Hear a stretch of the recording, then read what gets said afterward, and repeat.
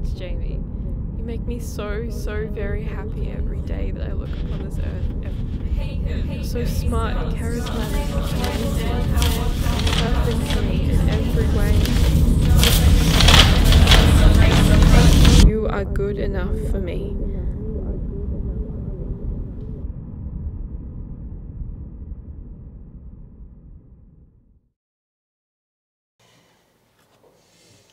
Morning. Morning. How was your sleep? It was alright. I'm gonna have a shower, is that okay? Yeah, that's okay.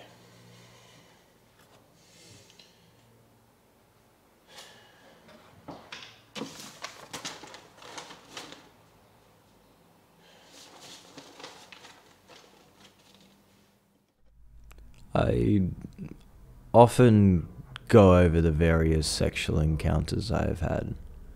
Who they were with, what we did, how they either hate their husbands or themselves, or just how hollow the whole affair was. A new day, new women to fuck, new way to cover up myself and smother my feelings. It is fun when it happens, gratifying when you know that they want you, that you're better than their significant other, the one person who had the gall to devote their lives in service to you. But every time I wake up next to these women, I don't feel comfort. No sense of belonging, no urge to turn over and make them feel safe. The room is solely filled with a sense of emptiness. Even if they were lovely and cooked me breakfast, I couldn't shrug off this looming nothing. No chance to take in something new. All I had was the past, the thoughts that these women were not and never will be Jenny Dunne. Even if these women were more experienced, wittier, sophisticated, I could never shrug off the past of Jenny Dunne. They didn't laugh right, smell right, or talk with her same mannerism. Nothing in my mind could match my expectations. Nothing but Jenny Dunne could do that. So the feelings I had for these women were gone once I awoke. Left out the back door as we slept, leaving only a sense of emptiness. Now why'd you fucking end it, you dickhead? Maybe because you never felt like you were good enough for her. Because you'd rather stay alone than be an option to someone you considered a priority. Because you were ashamed to give away just how insecure you felt back then. Because you were young. Because you were pathetic.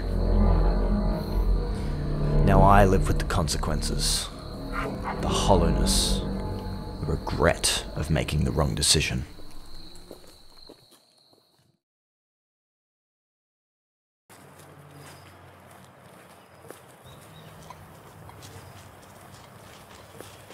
Hey. Good afternoon, Mr. Whistle. Care for a drink? Sure.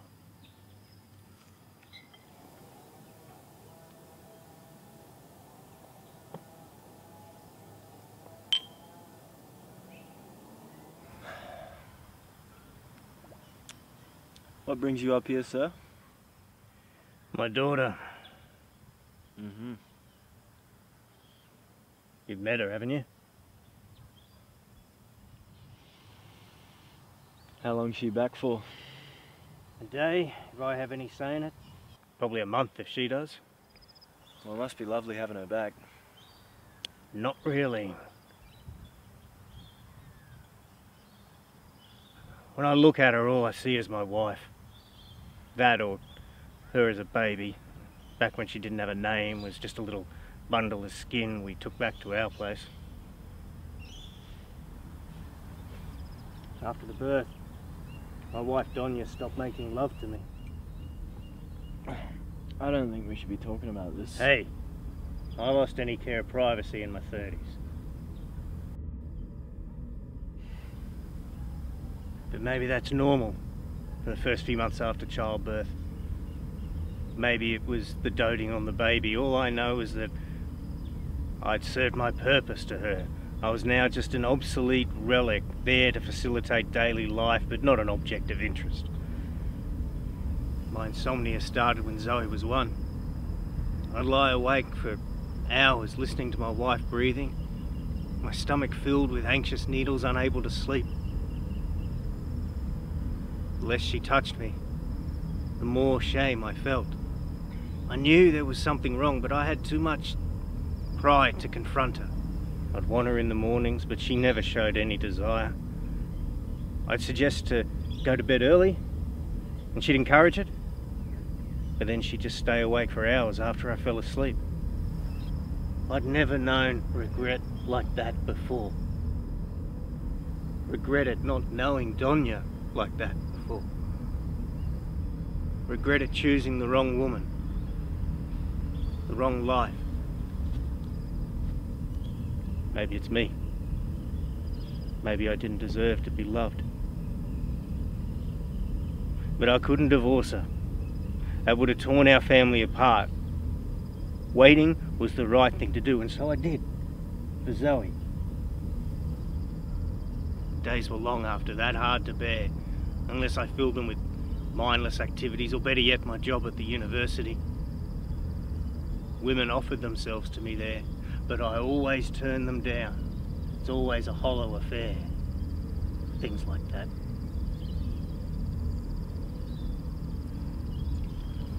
One night I had a half-litre of vodka, and I confronted Dunne in the study.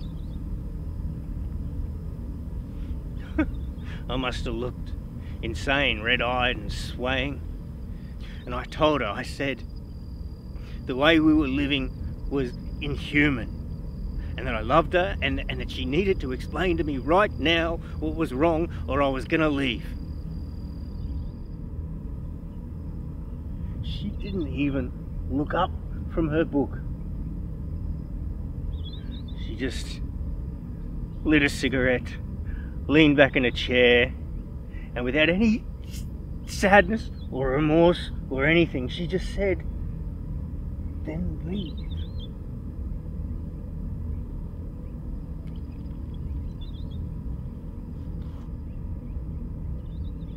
I contemplated killing myself. What a thing to do. But at least it would get her attention. I contemplated smashing her things, burning her clothes, Christ, anything to get her to listen, to remember what it was like in those first few months. I was so happy.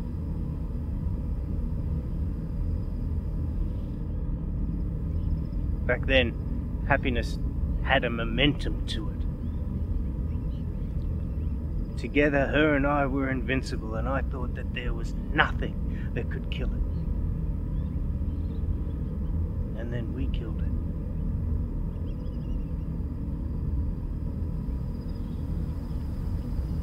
I can't pick the moment when it all crumbled, the moment it all fell apart, but I would give anything to go back to the way we were. If even for a day.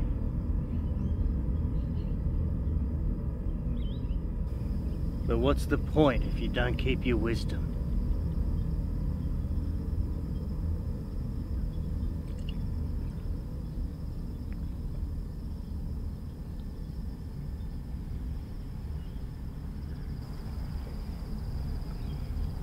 So, Jamie, do you have anyone special?